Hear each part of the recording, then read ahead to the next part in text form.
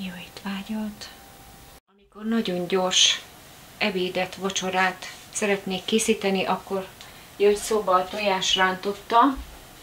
Kicsit gazdagabban teszek bele egy fél fej vörös hagymát.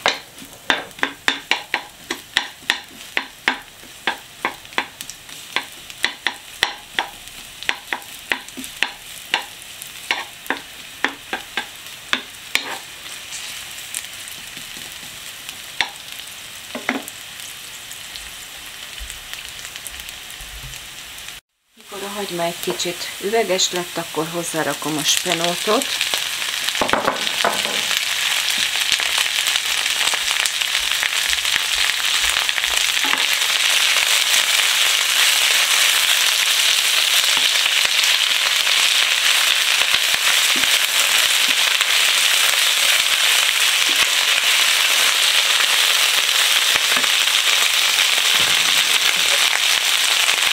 Sózom, nagyon szöpet, mert már a tojást is megsóztam.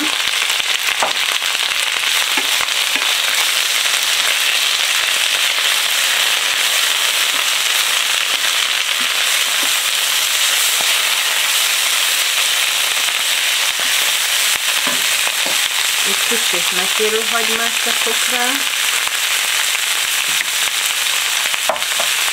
Kevés fekete borsot.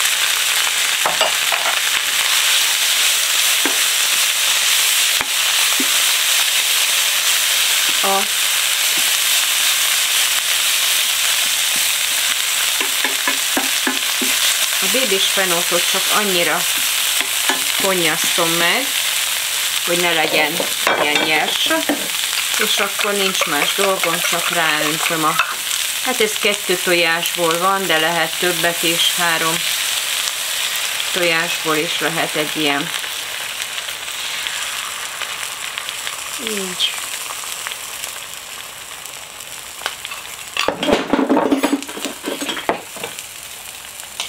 És akkor lehalkítom egy picit alatt a tüzet.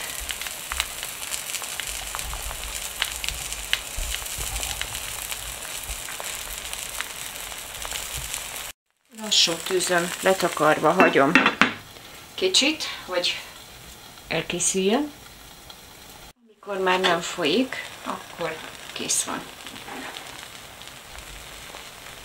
És akkor, ha minden jól megy, akkor ezt ide ki tudom rakni.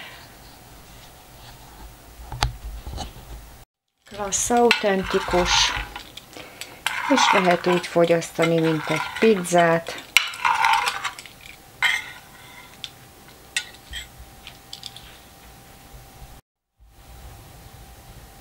Jó étvágyat!